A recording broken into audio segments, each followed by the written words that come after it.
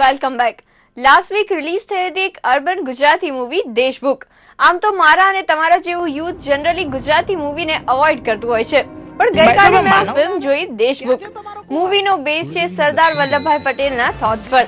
તમારા માઇન્ડમાંથી આ મૂવી જોઈને ટિપિકલ ગુજરાતી મૂવીની ઇમેજ શ્યોરલી નીકળી જશે. ફિલ્મનું ડિરેક્શન ખરેખર ખૂબ જ સારી રીતે થયું છે અને એક્ટિંગ પાર્ટની જો વાત કરીએ તો એક નાનામાં નાના રોલથી લઈને લીડ એક્ટર્સની એક્ટિંગ એપ્રિશિએબલ છે. ફિલ્મમાં બેકગ્રાઉન્ડ મ્યુઝિક પણ એટલું જ એપ્રોપ્રિએટ અને સારું છે અને સૌથી પાવરફુલ છે મૂવીના ડાયલોગ્સ. મૂવી જોઈને યુથ પોતાની સ્ટોરી સાથે જલ્દીથી કનેક્ટ કરી શકશે. એક વાત છેલ્લે ચોક્કસ કહીશ કે મૂવી જોઈને ગુજરાતીઓ શ્યોરલી પ્રાઉડ ફીલ કરશે અને એમાં પણ અમદાવાદીઓ તો ખાસ પ્રાઉડ ફીલ કરશે. ઉપેનભાઈ, તમે બહુ સારા છો. 25 વર્ષ મોડું સમજ્યા.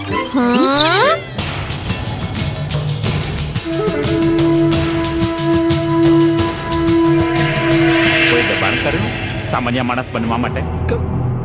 કોણ છો તમે? સરદાર વલ્લભભાઈ ઝવેરભાઈ પટેલ. જે દેશની માટીમાં તું જન્મ્યો છે એ દેશની ઇજ્જત તારી ગર્લફ્રેન્ડની ઇજ્જત જેટલી પણ નથી. અમે જે સ્વતંત્ર ભારત વર્ષનું સ્વપ્ન જોયેલું એ યુવાન તું નથી. નમાલો છે નમાલો. જો મારું ચાલતું હોય તો હું બધી બહેનોને કહું કે આવા બીકણ અને બાયલાઓની સ્ત્રીઓ બનવા કરતા એમને છેડા ફાડી આપો. મારા આશીર્વાદ તલવાર કરતા પણ ધારદાર છે. ગોલ્ડન કાંડોથી છે.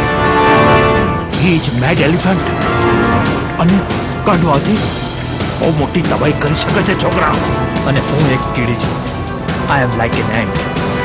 ગાંડા હાથીના કાનમાં ઘૂસી જાય તો 2 સેકન્ડમાં કાન પણ ઠેકાણે આવી જાય. એક ગુજરાતી છે તું અને ગુજરાતની પ્રજાને હું તેજસ્વી જોવા ઈચ્છું છું. ક્યાંય પણ ક્રાંતિ થાય તો દુનિયા આખી ગર્વથી કહે નક્કી એ ક્રાંતિકારી ગુજરાતી હશે. સીધી રીતે ઘી કાઢવાની ચમચી છે.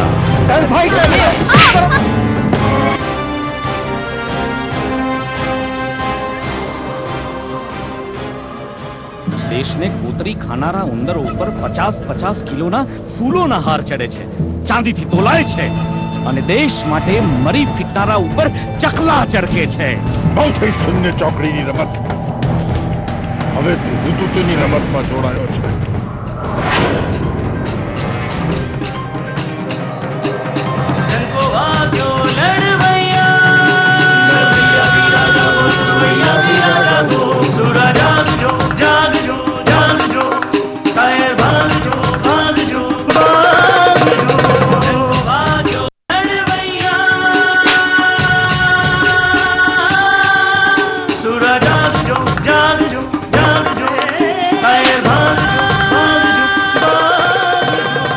તમારું માથું સર્જનહારને નમે, બીજા કોઈને ના નમે.